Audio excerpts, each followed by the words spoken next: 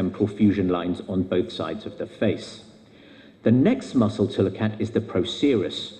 The procerus arises from fascia arising from the nasal bones and nasal cartilage.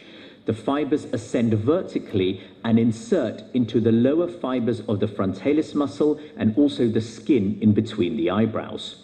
Its action is one of a brow depressor, and when it contracts, it will bring the heads of the eyebrows down, like so. And you will notice this transverse crease across the bridge of the nose, and this is due to procerus activity. The next muscle we have is the corrugator supercilii. The corrugator arises from the superciliary arch of the orbital rim, and the fibers ascend at a 30-degree angle to insert into the dermis after passing through fibers of the frontalis. When we contract the corrugator, we will often see a little dimple near the insertion of the corrugator in the dermis. Finally, we have the orbicularis oculi muscle. The orbicularis oculi muscle has three parts, a preseptal and a pretarsal part, which are involved in involuntary blink movements of the eye.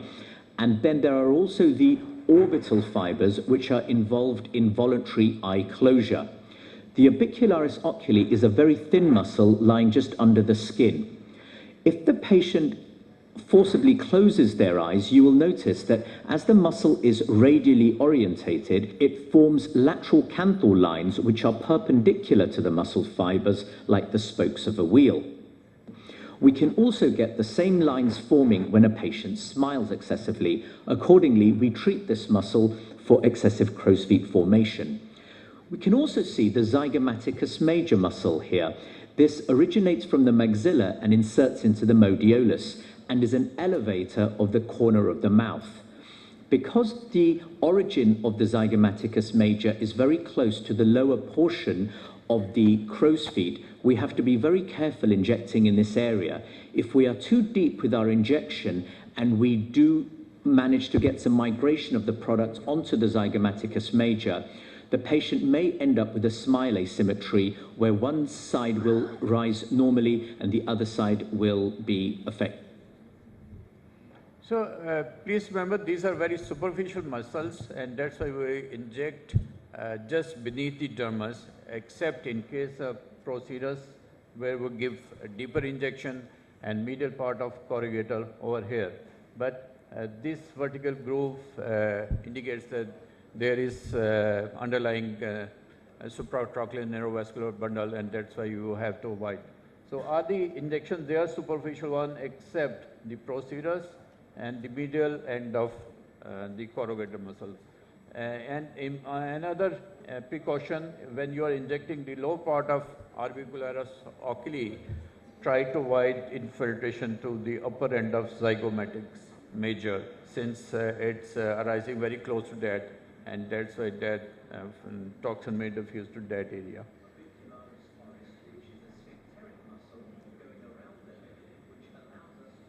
And purse the lips. We have the zygomaticus major from the maxilla to the modiolus, which allows us to raise the mouth corners during a smile. Moving down, we next have the rhizorius, which attaches from the masseter to the modiolus and is important for the lateral component of a smile. Not every patient possesses a rhizorius muscle. Next, we can see the masseter, which is a bulky muscle in some patients and is a muscle of mastication. In Zoe's case, it's not particularly prominent. Moving forward, we can see the DAO, the depressor angularis oris. This is a pyramidal-shaped muscle which has a wide origin on the mandible and inserts into the modiolus to draw the mouth corner down during active contraction. There is a close association between the DAO and this muscle behind it, which is the DLI, or the depressor labii inferioris. And this muscle is frequently accidentally injected with Botox when we are trying to do a DAO treatment. We then have the mentalis, which is a paired muscle in the chin, which is actually a lip, or a lower lip, I should say, elevator. Finally, you can see the platysma stretching from the clavicle and pectoral fascia to insert into the mandible and then also continue up into the face as the SMAS.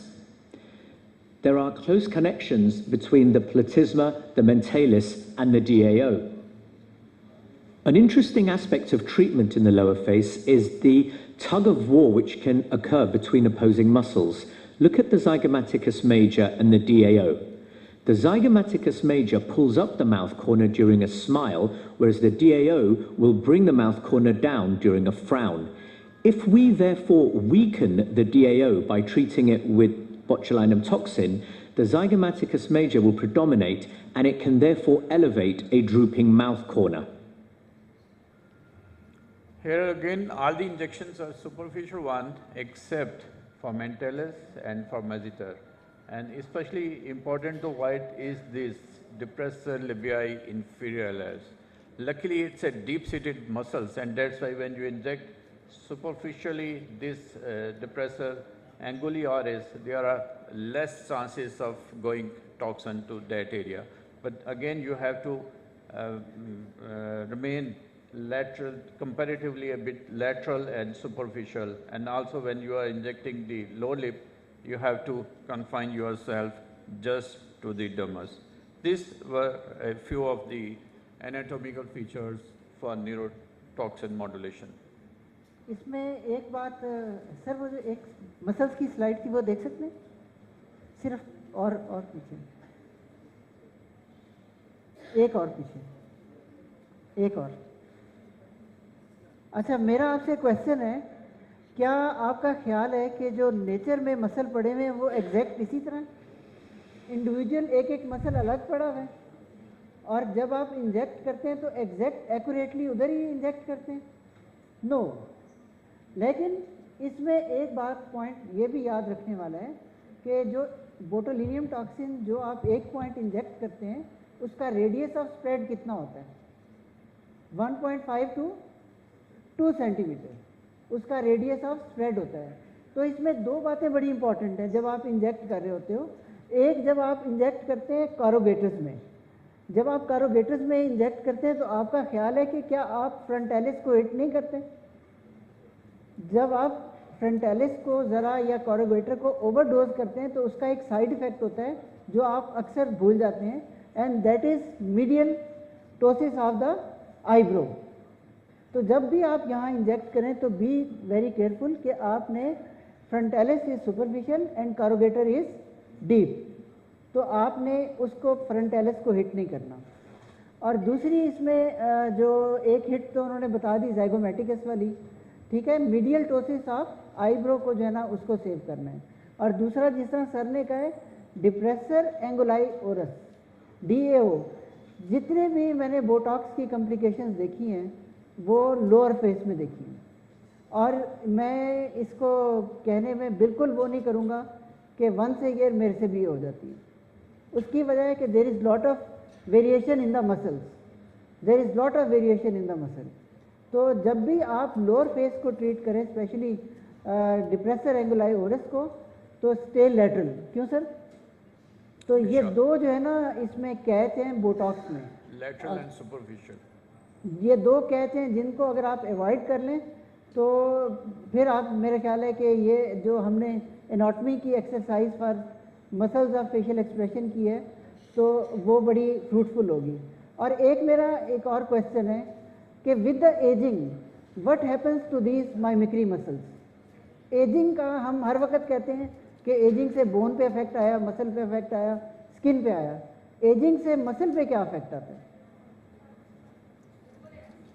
शाबाश।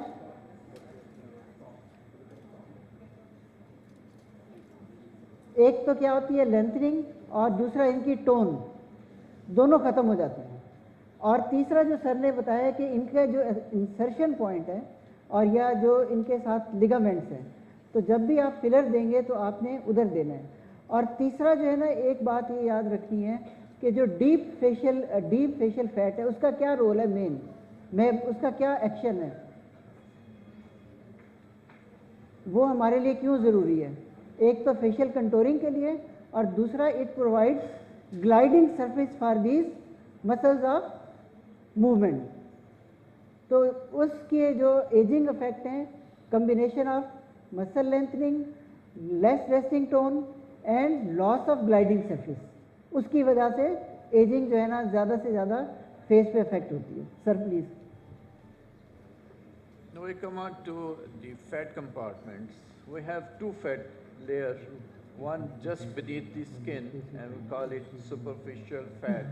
This one, it's almost continuous, although there are many fibrous bands that divide it.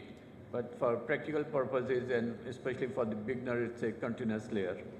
With the age, there is little change in the thickness of that, rather sometimes with the increase in the weight, it hypertrophy. But the main change is it drops down, and that's why lead to sagging or exaggeration of nasolabial fold. This is a spelling mistake. It's a second layer, not the third layer of layer structure of the skin. The deep fat that does loss is volume with advancing years, and it is said that about 1 to 2% every year from 40 onwards, and that's why the sagging of skin occurs, because there is atrophy of the bone, there is loss of deep fat pads, and there is saggingness of the ligaments. Although, again, I said that as a dermatologist, we can do nothing with atrophy of bone. The implantation of prosthesis, that is again a domain of super specialist plastic surgeon, but we can correct some of these changes with the addition of filler to the deep fat. But firstly, to the superficial fat, with the age that drops down, and to lift it up, we can use to some degree the barbed or threads.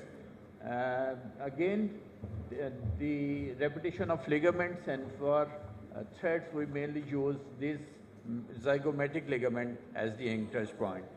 This dissection shows you the outline of the zygomatic. This is the zygomatic ligament. It's shown from the lateral side, and this is the mandibular ligament. And you can see it's a very strong ligament. It's a true ligament attached on the deeper side onto the periostrum and superficially to the skin. And for barbed thread, we enter from here, and before the start of mandibular ligament, we stop insertion of our suture. Otherwise, if you tie both these ligaments, there will be no lifting, and we can only lift the superficial fat. We cannot lift the sagging ligaments. The lifting of sagging ligament or tying of the ligaments is the, again, domain of the plastic surgeon.